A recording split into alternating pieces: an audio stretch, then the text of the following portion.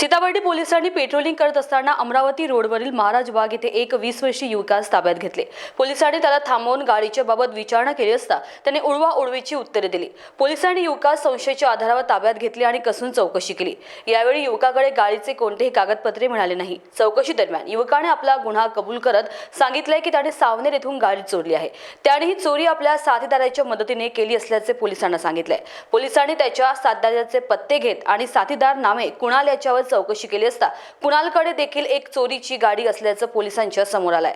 सीताबर्डी पोलिसांनी दोन्ही गाड्या ताब्यात घेतल्या आहेत। मुख्य आरोपी कुणालवर आधीच 5 गुन्ह्यांची नोंद असल्याचं पोलिसांनी सांगितलंय। तसेच कुणालच्या साथीदारांमध्ये विधी संघर्षग्रस्त बालक आणि इतर 2 आरोपींचाही समावेश असल्याचं पोलिसांनी स्पष्ट केलं। या आरोपींवर सावनेर येथील घरफोडीच्या प्रकरणातही समावेश असल्याचं समोर आलं आहे। पोलिसांनी या कारवाई दरम्यान 5 वाहने जप्त केली असून 2,30,000 रुपयांचा मुद्देमाल देखील जप्त करण्यात आला आहे। पुढील तपास पोलिसांकडून सुरू आहे। या घटनेबाबत अधिक माहिती PSI जगन्नाथ शेळके यांनी दिली आहे। ऐकूयात। मी PSI जगन्नाथ शेळकर, पोलीस ठाणे सीताबर्डी। आज दिनांक 3/3/2025 रोजी पोलीस ठाणे हद्दीत पेट्रोलिंग करत असताना अमरावती रोड महाराजबाग येथे एक 20 वर्षाचा मुलगा पायी स्कूटी घेऊन जाताना दिसून आला। तेव्हा आम्ही थांबलो त्याच्याजवळ। त्या गाडीबाबत विचारणा केली असता त्यांना उडवाउडवीची उत्तर दिली। तेव्हा त्यास ताब्यात घेऊन त्याला पोलीस स्टेशनला आणले। त्याच्याकडे अधिक सखोल चौकशी केली असता त्या मुलाकडे कुठलेही कागदपत्र दिसून आले नाही। त्यास अधिकची विचारणा केली असता त्याने सदरची गाडी ही सावनेर येथून चोरी केल्याचे सांगितले। तेव्हा त्याच्याकडे अधिक चौकशी केली तेव्हा त्याने सांगितले की त्याचा साथीदार नामे कुणाल बने याच्यासह सदरची गाडी चोरी केलेली आहे। त्यानंतर सदरची गाडी आम्ही रितसर जप्त केली। पुन्हा त्याच्याकडे अधिक चौकशी केली, कुणाल बनेबाबत चौकशी केली। त्याने कुणाल बनेचा पत्ता सांगितला। आम्ही त्याच्या घराकडे जाऊन आलो, चौकशी पूर्ण शोध घेतला। नंतर गुप्त बातमीदाराकडून माहिती मिळाली की तो या ठिकाणी आहे। त्यास ताब्यात घेतलं। ताब्यात घेऊन त्याच्याकडं कुणाल बनेकडे पण एक गाडी होती।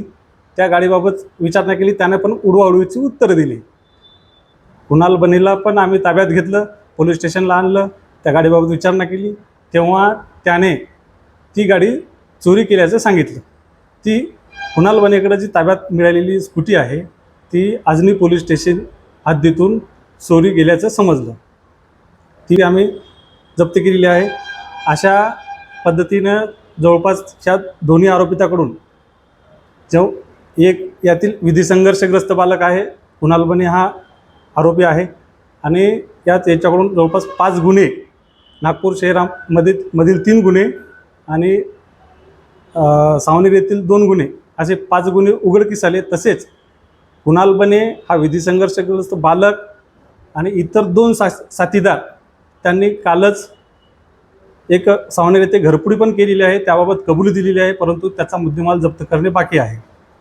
यामध्ये एकूण 5 वाहने जप्त करण्यात आलेले आहेत आणि एकूण मुद्देमाल 2,30,000 रुपयाचा जप्त करण्यात आलेला आहे।